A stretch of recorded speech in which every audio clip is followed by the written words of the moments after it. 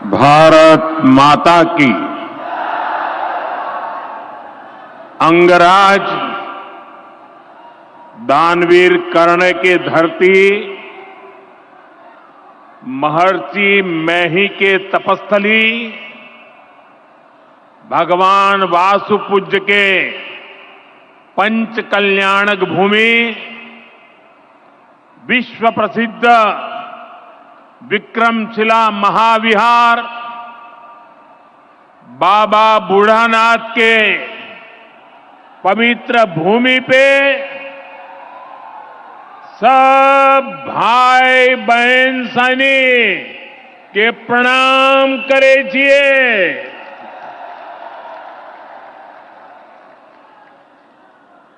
मंच पर विराजमान राज्यपाल श्रीमान आरिफ मोहम्मद खान जी, बिहार के लोकप्रिय एवं बिहार के विकास के लिए समर्पित हमारे लाडले मुख्यमंत्री नीतीश कुमार जी,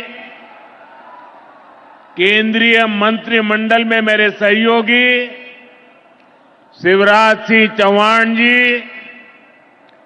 जीतन राम मांझी जी, ललन सिंह जी, गिरिराज सिंह जी, चिराग पासवान जी, राज्य मंत्री श्रीमान रामनाथ ठाकुर जी, बिहार सरकार के उप मुख्यमंत्री सम्राट चौधरी जी, विजय सिन्हा जी, राज्य के अन्य मंत्री एवं जनप्रतिनिधिगण, उपस्थित महानुभाव और बिहार के मेरे प्यारे भाई और बहनों, आज हमारे साथ देश के कोने कोने में कई मुख्यमंत्री, कई मंत्री और करोड़ों करोड़ों किसान भी आज इस कार्यक्रम में हमारे साथ जुड़े हुए हैं। मैं उन सबको भी आदरपूर्वक नमन करता हूं। साथियों, महाकुंभ के समय में मंदरांचल की इस धरती पर आना अपने आप में बड़ा सौभाग्य है। इस धरती में आस्था भी है, विरासत भी है और विकसित भारत का सामर्थ्य भी है। ये शहीद तिलका मांझी की धरती है, ये सिल्क सिटी भी है। बाबा अजगैबीनाथ की इस पावन धरा में इस समय महाशिवरात्रि की भी खूब तैयारियां चल रही हैं। ऐसे पवित्र समय में मुझे पीएम किसान निधि की एक और किस्त देश के करोड़ों किसानों को भेजने का सौभाग्य मिला है। करीब 22,000 करोड़ रुपए एक क्लिक पर देश भर के किसानों के खाते में पहुंचे हैं। और जैसे ही अभी मैंने क्लिक दबाई, मैं देख रहा था यहां पर भी जो राज्यों के दृश्य दिख रहे थे, यहां भी कुछ लोगों की तरफ मेरी नजर गई। वो फटाफट अपने मोबाइल देख रहे थे कि पैसा आया कि नहीं आया, और तुरंत उनकी आंखों में चमक दिखाई देती थी। साथियों, आज जो किसान सम्मान निधि दी गई है, इसमें बिहार के भी 75 लाख से अधिक किसान परिवार है। बिहार के किसानों खाते में आज सीधे करीब 1600 करोड़ रुपए उनके खाते में पहुंच चुके हैं। मैं बिहार और देश के सभी किसान परिवारों को बहुत बहुत शुभकामनाएं देता हूं, बधाई देता हूं। साथियों, मैंने लाल किले से कहा है कि विकसित भारत के 4 मजबूत स्तंभ है। ये स्तंभ है गरीब, हमारे अन्नदाता किसान, हमारे नौजवान, हमारे युवा और हमारे देश की नारी शक्ति। एनडीए सरकार चाहे केंद्र में हो या फिर यहां नीतीश जी के नेतृत्व में चल रही सरकार हो, किसान कल्याण हमारी प्राथमिकता में है। बीते दशक में हमने किसानों की हर समस्या के समाधान के लिए पूरी शक्ति से काम किया है। किसान को खेती के लिए अच्छे बीज चाहिए, पर्याप्त और सस्ती खाद चाहिए, किसानों को सिंचाई की सुविधा चाहिए, पशुओं का बीमारी से बचाव चाहिए और आपदा के समय नुकसान से सुरक्षा चाहिए। पहले इन सभी पहलुओं को लेकर किसान संकट से घिरा रहता था। जो लोग पशुओं का चारा खा सकते हैं, वो इन स्थितियों को कभी भी नहीं बदल सकते। एनडीए सरकार ने इस स्थिति को बदला है। बीते वर्षों में हमने सैकड़ों आधुनिक किस्म के बीज किसानों को दिए। पहले यूरिया के लिए किसान लाठी खाता था और यूरिया की कालाबाजारी होती थी। आज देखिए, किसानों को पर्याप्त खाद मिलती है। हमने तो कोरोना के महासंकट में भी किसानों को खाद की कमी नहीं होने दी। आप कल्पना कर सकते हैं कि अगर एनडीए सरकार न होती, क्या होता? साथियों, अगर एनडीए सरकार न होती तो आज भी हमारे किसान भाई बहनों को खाद के लिए लाठियां खानी पड़ती। आज भी बरौनी खाद कारखाना बंद पड़ा होता। दुनिया के अनेक देशों में खाद की बोरी जो 3,000 रुपये की मिल रही है, वो आज हम किसानों को 300 रुपये से भी कम में देते हैं। एनडीए सरकार न होती तो यूरिया की एक बोरी भी आपको 3,000 रुपये की मिलती। हमारी सरकार किसानों के बारे में सोचती है, उनकी भलाई के लिए काम करती है। इसलिए यूरिया और डीएपी का जो पैसा किसानों को खर्च करना था, वो केंद्र सरकार खुद खर्च कर रही है। बीते 10 साल में करीब 12 लाख करोड़ रुपए जो खाद खरीदने के लिए आपके जेब से जाने थे, वो बच गए। वो केंद्र सरकार ने बजट में से दिए हैं। यानी इतना सारा पैसा, 12 लाख करोड़ रुपया देश के करोड़ों किसानों की जेब में बचा है। साथियों, एनडीए सरकार न होती तो आपको पीएम किसान सम्मान निधि ये भी नहीं मिलती। इस योजना को शुरू हुए अभी करीब 6 साल हुए हैं।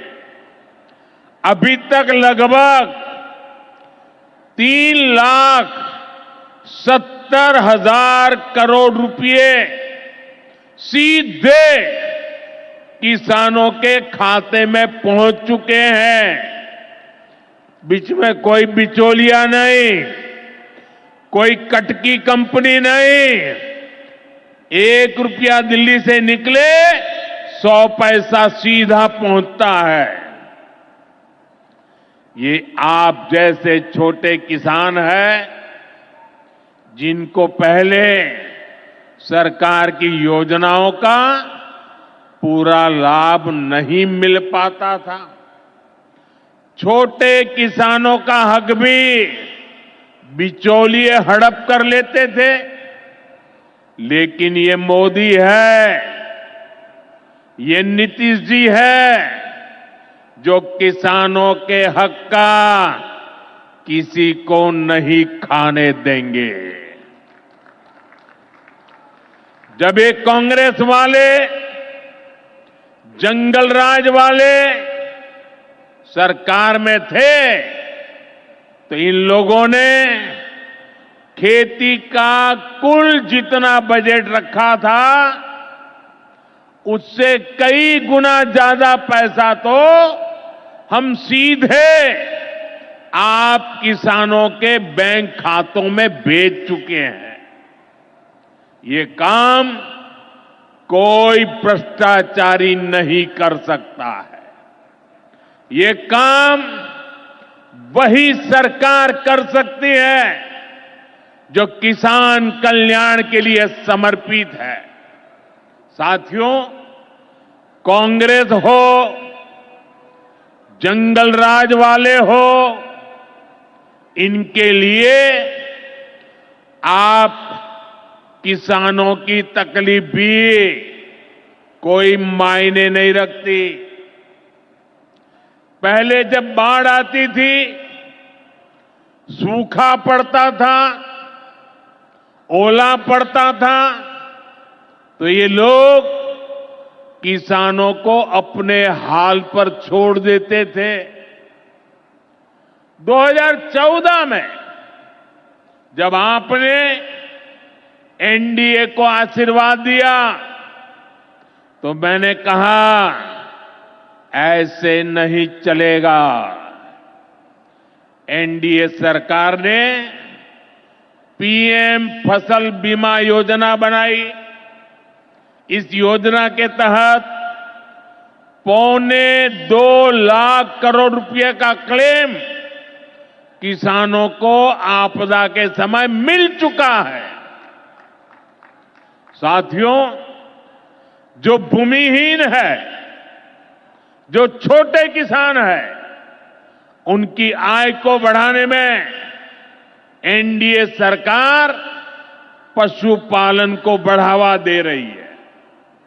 पशुपालन गांव में हमारी बहनों को लखपति दीदी बनाने में भी बहुत काम आ रहा है। देश में अभी तक करीब 1.25 करोड़ लखपति दीदी बन चुकी है।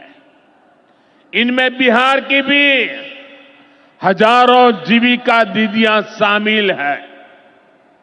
बीते दशक में भारत में दूध उत्पादन 14 करोड़ टन से बढ़कर, ये याद रखिए, 10 साल में 14 करोड़ टन दूध उत्पादन से बढ़कर के 24 करोड़ टन दूध उत्पादन हो रहा है।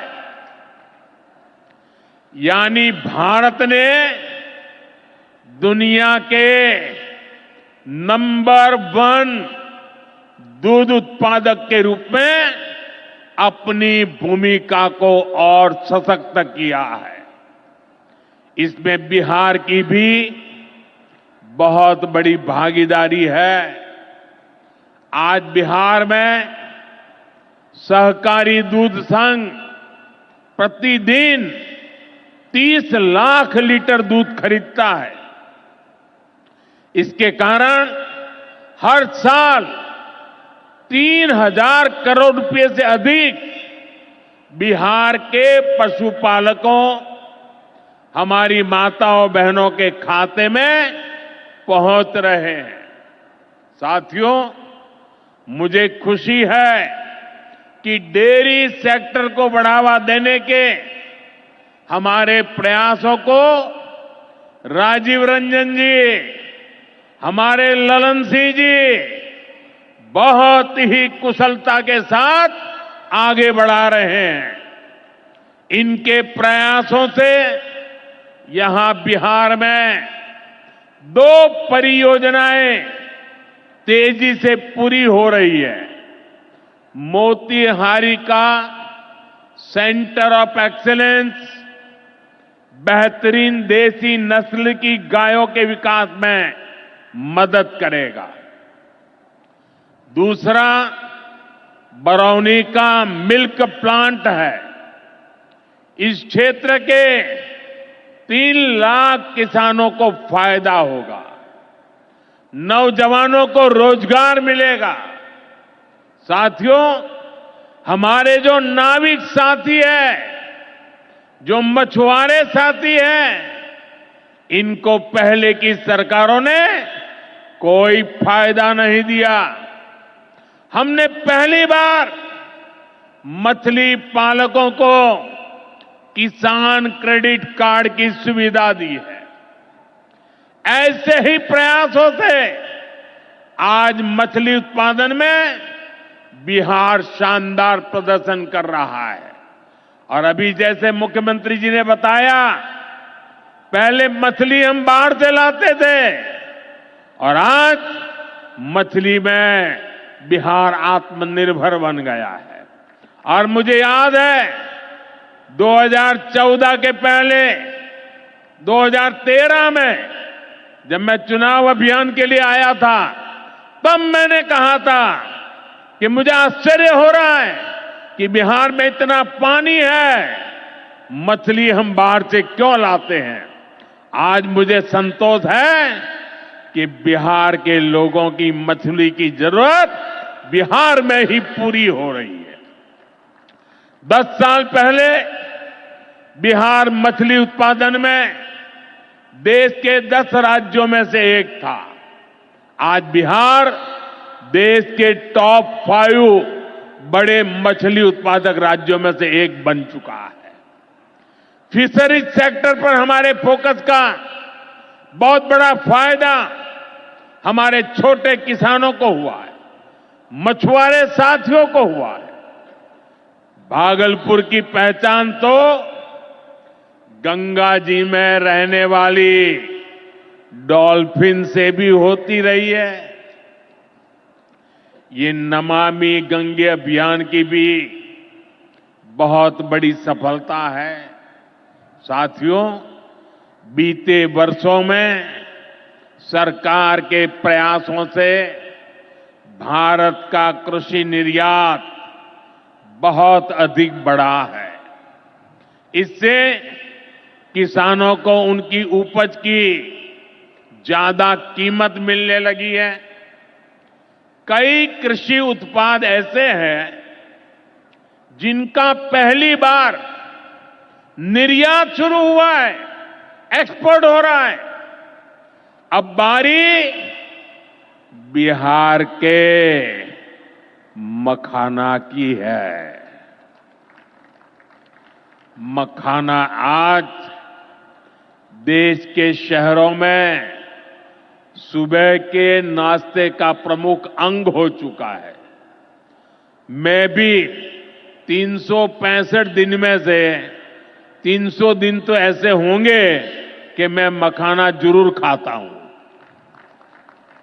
ये एक सुपर फूड है जिसे अब दुनिया के बाजारों तक पहुंचाना है। इसलिए इस वर्ष के बजट में मखाना किसानों के लिए मखाना बोर्ड बनाने का ऐलान किया गया है। ये मखाना बोर्ड मखाना उत्पादन, प्रोसेसिंग, वैल्यू एडिशन और मार्केटिंग ऐसे हर पहलू में बिहार के मेरे किसानों की मदद करेगा। साथियों, बजट में बिहार के किसानों और नौजवानों के लिए एक और बड़ी घोषणा भी की गई है। पूर्वी भारत में फूड प्रोसेसिंग इंडस्ट्री को बढ़ावा देने के लिए बिहार एक बड़े केंद्र के रूप में उभरने वाला है। बिहार में national institute of food technology and entrepreneurship की स्थापना की जाएगी। यहां बिहार में कृषि के क्षेत्र में 3 नए सेंटर ऑफ एक्सेलेंस की भी स्थापित किए जाएंगे। इनमें से एक हमारे भागलपुर में ही स्थापित होगा। यह सेंटर आम की जर्दालू किस्म पर फोकस करेगा। 2 और केंद्र मुंगेर और बक्सर में बनाए जाएंगे, जो टमाटर, प्याज और आलू किसानों को मदद देंगे। यानी किसान हित के निर्णय लेने में हम कोई कसर बाकी नहीं छोड़ रहे। साथियों, आज भारत कपड़े का भी बहुत बड़ा निर्यातक बन रहा है। देश में कपड़ा उद्योग को बल देने के लिए अनेक कदम उठाए जा रहे हैं। भागलपुर में तो कहा जाता है कि यहां पेड़ भी सोना उगलते हैं। भागलपुरी सिल्क, टसर सिल्क पूरे हिंदुस्तान में मशहूर है। दुनिया के दूसरे देशों में भी टसर सिल्क की डिमांड लगातार बढ़ रही है। केंद्र सरकार रेशम उद्योग को बढ़ावा देने के लिए फैब्रिक और yarn dyeing unit, fabric printing unit, fabric processing unit ऐसे इंफ्रास्ट्रक्चर निर्माण पर बहुत जोर दे रही है। इससे भागलपुर के बुनकर साथियों को आधुनिक सुविधाएं मिलेगी और उनके उत्पाद दुनिया के कोने कोने में पहुंच पाएंगे। साथियों, बिहार की एक और बहुत बड़ी समस्या का समाधान एनडीए सरकार कर रही है। नदियों पर पर्याप्त पुल न होने के कारण बिहार को अनेक समस्याएं होती है। आपको आने जाने में दिक्कत ना हो, इसके लिए हम तेजी से काम कर रहे हैं। अनेकों पुल बनवा रहे हैं।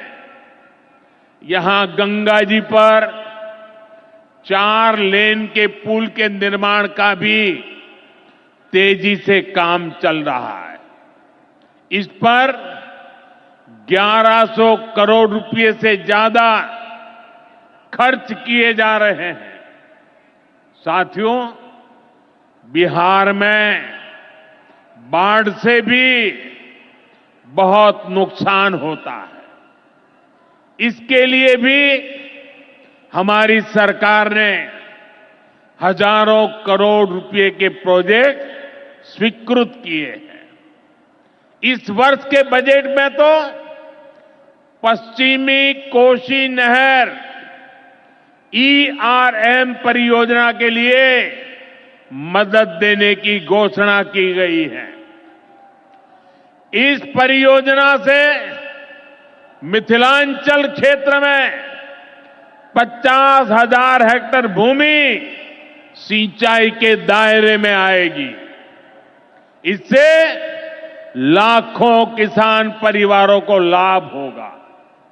साथियों, एनडीए सरकार किसानों की आय बढ़ाने के लिए अलग अलग स्तर पर काम कर रही है।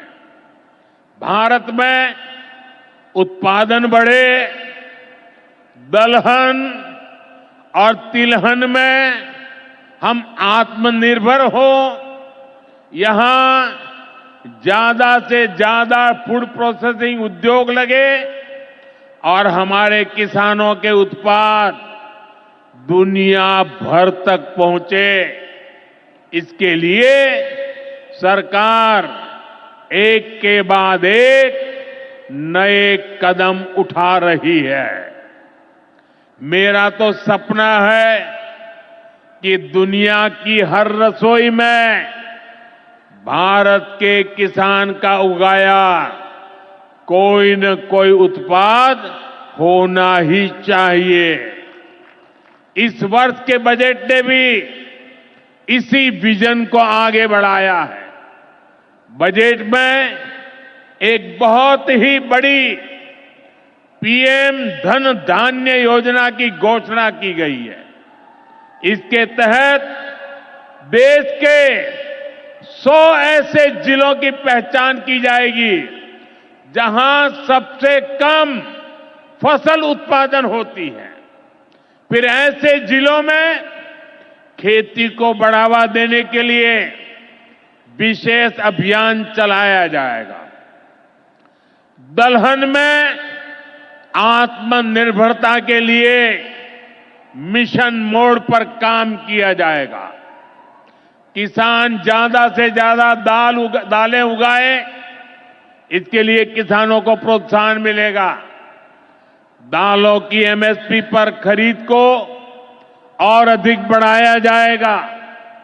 साथियों, आज का दिन एक और वजह से बहुत खास है। हमारी सरकार ने देश में 10,000 एफपीओ किसान उत्पादक संघ बनाने का बड़ा लक्ष्य रखा था। आज मुझे ये बताते हुए खुशी है कि देश ने इस लक्ष्य को प्राप्त कर लिया है। आज बिहार की भूमि 10,000वें एफपीओ के निर्माण की साक्षी बन रही है। मक्का, केला और धान पर काम करने वाला ये एफपीओ खगड़िया जिला में रजिस्टर हुआ है। एफपीओ सिर्फ एक संगठन नहीं होता, एक किसानों की आय बढ़ाने वाली अभूतपूर्व शक्ति है। एफपीओ की ये शक्ति छोटे छोटे किसानों को बाजार के बड़े लाभ सीधे उपलब्ध कराती है। एफपीओ के जरिए आज तमाम ऐसे अवसर हमारे किसान भाइयों बहनों को सीधे मिल रहे हैं जो पहले उपलब्ध नहीं थे। आज देश के करीब 30 लाख किसान एफपीओ से जुड़े हैं और बड़ी बात यह कि इसमें करीब 40% हमारी बहनें हैं। ये एफपीओ आज कृषि क्षेत्र में हजारों करोड़ रुपए का कारोबार करने लगे हैं। मैं सभी 10,000 एफपीओ के सदस्यों को भी बहुत बहुत बधाई देता हूं। साथियों, एनडीए सरकार बिहार के औद्योगिक विकास पर भी उतना ही बल दे रही है। बिहार सरकार भागलपुर में जो बहुत बड़ा बिजली कारखाना लगा रही है, उसको कोयले की भरपूर आपूर्ति की जाएगी। इसके लिए केंद्र सरकार ने कोल लिंकेज को स्वीकृति दे दी है। मुझे पूरा भरोसा है यहां पैदा होने वाली बिजली बिहार के विकास को नई ऊर्जा देगी। इससे बिहार के नौजवानों को रोजगार के नए अवसर मिलेंगे।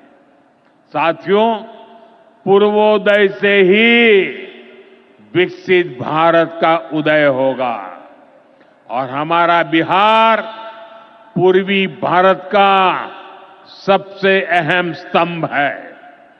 बिहार भारत की सांस्कृतिक विरासत का प्रतीक है। कांग्रेस आरजेडी के लंबे कुशासन ने बिहार को बर्बाद किया, बिहार को बदनाम किया। लेकिन अब विकसित भारत में बिहार का वही स्थान होगा जो प्राचीन समृद्ध भारत में पाटलिपुत्र का था। इसके लिए हम सभी मिलकर निरंतर प्रयास कर रहे हैं। बिहार में आधुनिक कनेक्टिविटी के लिए, सड़कों के नेटवर्क के लिए, जन कल्याण की योजनाओं के लिए एनडीए सरकार प्रतिबद्ध होकर काम कर रही है। मुंगेर से भागलपुर होते हुए मिर्जा चौकी तक करीब 5,000 करोड़ रुपए की लागत से नया हाईवे भी बनाने का काम शुरू हो रहा है।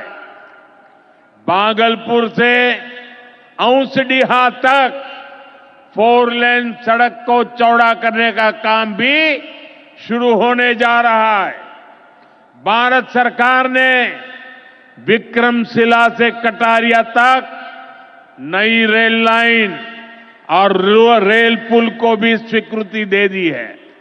साथियों, हमारा ये भागलपुर सांस्कृतिक और ऐतिहासिक रूप से बहुत महत्वपूर्ण रहा है। विक्रमशिला विश्वविद्यालय के कालखंड में ये वैश्विक ज्ञान का केंद्र हुआ करता था। हम नालंदा विश्वविद्यालय के प्राचीन गौरव को आधुनिक भारत से जोड़ने का काम शुरू कर चुके हैं। नालंदा विश्वविद्यालय के बाद अब विक्रमशिला में भी सेंट्रल यूनिवर्सिटी बनाई जा रही है। जल्द ही केंद्र सरकार इस पर काम शुरू करने वाली है। मैं नीतीश जी, विजय जी, सम्राट जी सहित बिहार सरकार की पूरी टीम को बधाई देता हूं। आप इस प्रोजेक्ट से जुड़ी जरूरतों को पूरा करने में तेजी से जुटे हैं। साथियों, एनडीए सरकार भारत की गौरवशाली विरासत के संरक्षण और वैभवशाली भविष्य के निर्माण के लिए एक साथ काम कर रही है। लेकिन ये जो जंगल राज वाले हैं, इनको हमारी धरोहर से, हमारी आस्था से नफरत है। इस समय प्रयागराज में एकता का महाकुंभ चल रहा है। ये भारत की आस्था का, भारत की एकता और समरसता का सबसे बड़ा महोत्सव है। पूरे यूरोप की जितनी जनसंख्या है, उससे भी ज्यादा लोग अब तक एकता के इस महाकुंभ में डुबकी लगा चुके हैं, स्नान कर चुके हैं। बिहार से भी गांव-गांव से श्रद्धालु एकता के इस महाकुंभ होकर आ रहे हैं। लेकिन ये जंगल राज वाले महाकुंभ को ही गाली दे रहे हैं। महाकुंभ को लेकर भद्दी भद्दी बातें कर रहे हैं। राम मंदिर से चिढ़ने वाले लोग महाकुंभ को भी कोसने का कोई मौका नहीं छोड़ रहे हैं। मैं जानता हूं, महाकुंभ को गाली देने वाले ऐसे लोगों को बिहार कभी भी माफ नहीं करेगा। साथियों, बिहार को समृद्धि के नए पथ पर ले जाने के लिए हम दिन रात ऐसे ही मेहनत करते रहेंगे। एक बार फिर देश के किसानों को और बिहार वासियों को बहुत बहुत बधाई। मेरे साथ बोले, भारत माता की, भारत माता की। बहुत बहुत धन्यवाद। हमारे यशस्वी माननीय प्रधानमंत्री महोदय का कोटि कोटि धन्यवाद। इस अवसर पर हम सबों को मार्गदर्शित करने के लिए अपने प्रेरणादायी विचारों से